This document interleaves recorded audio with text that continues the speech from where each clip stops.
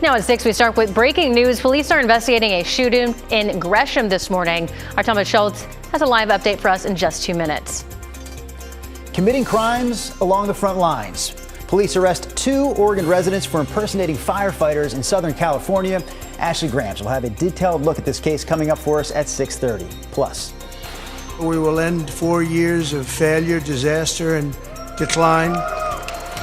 President-elect Trump is set to be inaugurated as the 47th president of the United States later this morning. Coming up, what he says he plans to do in his first day in office and later. There's nothing wrong with having a different opinion and having a neighbor with a different opinion. a reminder that differing opinions don't have to divide communities. At 5:25, we'll take you to the street in Milwaukee where flags fly in support about just every point of view you could think of. KGW News at Sunrise starts right now.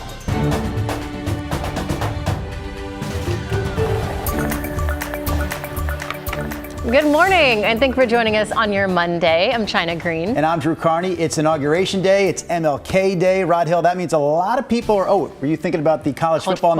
Yes, it's also college football national championship day. Yeah. What I was going to say was a lot of people are off today. When they do wake up, they're going to wake up to some chilly temperatures. They will. Now, for your outdoor plans, though, everything is a go today because skies will be clear once again. So there is that. We added east winds last night, and sometimes we talk about the east winds really adding a dangerous wind chill and being bad news. But this time around, I really think the opposite is true. The east winds are producing warmer temperatures, and that will basically delete any dangerous wind chill factor possibility. Right now, we've got winds, not everywhere, but in some areas east to about 15, you can see. So far out into the gorge, they're only bouncing to about 20 miles per hour. There could be 30 to 40 mile per hour winds coming out of the west gorge in close proximity later today. But by that time, temperatures will actually be around 40, 41 degrees. Light winds out across the east. Here are the temperatures. A lot of us are not frosty because the east winds have actually held temperatures above freezing. And the fact that the wind isn't that strong, meaning it actually feels warmer overall than it did 24 hours ago when everybody was in the 20s and we were just flat calm out there. There are cold spots, 24, but if you're in a cold spot, that just tells you don't have any wind, so therefore you don't have any wind chill either. 32 degrees is the number in Salem. Here's our day moving forward. I have us 41 at noon, as warm as 44 this afternoon. Now there will be a bit of an east breeze that will add a bit of a chill, but thankfully nothing dangerous. And even out in the gorge where temperatures are below freezing, winds are calm, so that's good news. Back to you. All right, Ron, thank you for that. Top story here at 6 o'clock. For the last 3 hours, there has been a large police presence out in Gresham as they investigate a shooting. Our Thomas Schultz is live near the scene with everything we know so far. Thomas?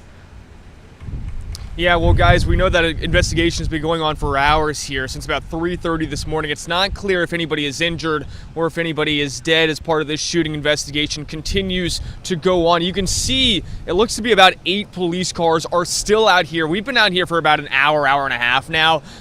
That's been the scene all morning long. These cars have been stationed here blocking off Renee Avenue. We're right across from Legacy Mount Hood Medical Center. And if we zoom in to this Campbell Park Apartments, you can see an officer in the doorway of one of those apartments there. That's been something we've noticed all morning long.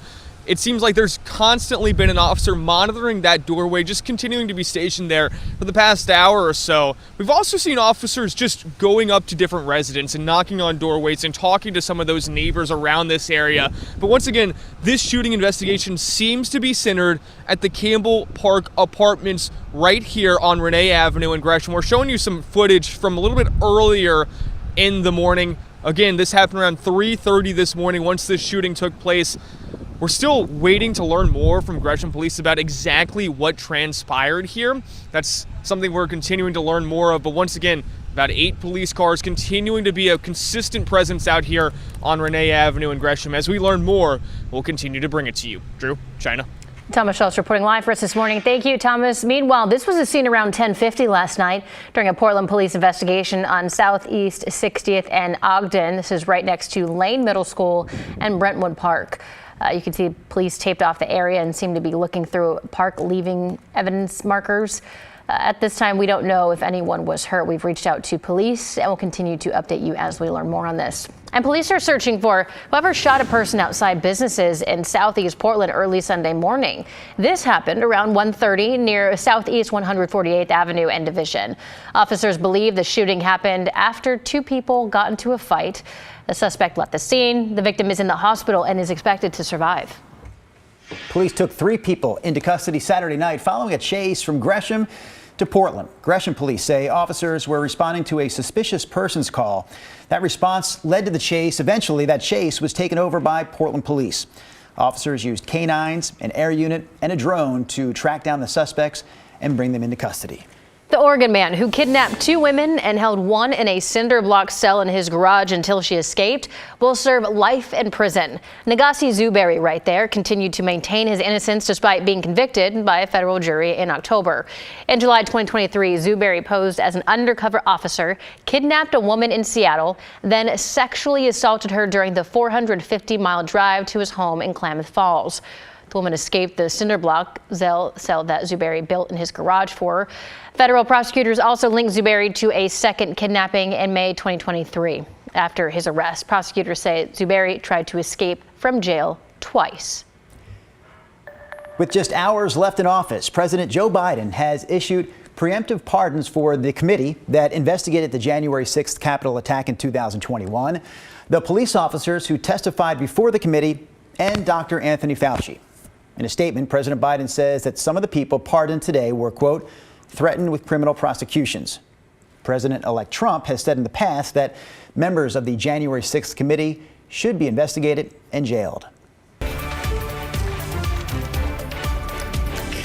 In just a few hours, the president-elect will take the oath of office again, becoming the 47th president of the United States. And it'll be a busy day as he plans to sign more than 50, possibly even up to 100 executive orders within just a few hours of taking office. But just imagine all of the good things that we will accomplish together with 4 more years in the White House. And we're going to do a lot of things. You're going to see something tomorrow. You're going to see executive orders that are going to make you extremely happy. Lots of them. Lots of them. One of the most anticipated orders will declare a national emergency at the U.S.-Mexico border as part of a broader effort to crack down on illegal immigration and cross-border crimes.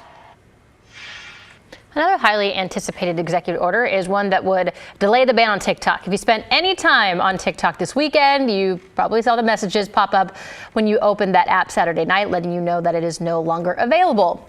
And then yesterday, less than 24 hours later, it was back up. Hours before the move, Trump posted to Truth Social calling for the app to remain available. We will continue to bring you the latest on the inauguration all morning long. Special coverage of the inauguration continues here on air and on KGW Plus after 11 o'clock. It's going to last until 1 o'clock this afternoon, and then you can join us for a special edition of KGW News right after that inauguration coverage. Later tonight, college football will crown its national champion. The Ohio State Buckeyes taking on the Notre Dame Fighting Irish. China Green, prediction please. Who's going to win? Notre Dame. Okay. Underdog. The Fighting Irish pulling off the upset, according to China. Ohio State won its last national title in 2014 when they beat the Oregon Ducks. And Notre Dame hasn't won since 1988 under Lou Holtz. Kickoff tonight starts at 4:30. You can watch this game on ESPN or on Fubo TV. Ron, your channel of choice there. Yes, absolutely. By the way, I was asking, you going to watch it on ESPN or Fubo TV? Oh, that. ESPN. Yeah. Have you ever heard of the other one? I've heard of it, but I have no idea how to find it, I must acknowledge. By the way, it is 18 in Atlanta, Georgia right now.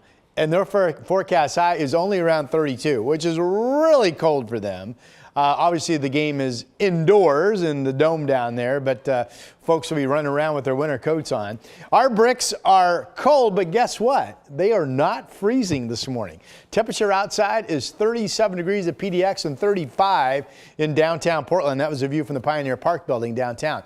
Okay, so this morning is different because east winds have started to blow. And the east winds are kind of in scattered, splintered areas. You know that because Folks in the 20s don't have any wind. Scappoose, Battleground, 25-24, Sherwood, 27. But the rest of us that are 30 or better have at least some wind, holding the temperature up. And the fact that we're above freezing and the winds are generally in the valley right now more like 10 to 15, the wind chill factors are not really that much of a player. We've got 30 in Kaiser and 32 in Salem, 35 degrees up in Estacada.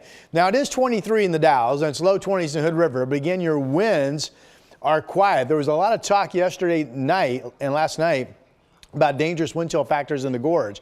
But so far what's happened is it's like the valley. The areas that are cold don't have any wind. And when you get into the West Gorge, winds so far have only picked up to about 25 or 30 miles per hour. But those areas are freezing to above as well. So I think we're going to get through this without any overly cold weather concerns other than, yeah, it's chilly outside. We have single digits and calm conditions out in Burns. It's 10 in Baker City. It's 12 degrees over in Bend. Benji's our KGW dog of the day, by the way, on this sunny Dr. King holiday. Use that hashtag, post on your social media channels. We'll find your photo. Your dog will become our dog of the day. Here's the forecast high. Like we've been seeing, upper 40s, generally shy of 50 at the coast. Not bad. Not much wind for a lot of you. And then temperatures low to mid 40s in the valley, with most of us dealing with winds up to about 15 miles per hour away from the gorge. The wind chill factors would still be above freezing. 40 in Madras, only around freezing. Actual air temperatures out east today. 7 days still all dry into Thursday. We'll start to warm up Wednesday. And by Thursday, 50. We could have 50 on Wednesday,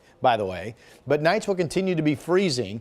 Next chance of rain shows up on Friday. And right now, that's just a one-day player. 1 day of possible showers on Friday. Back to you.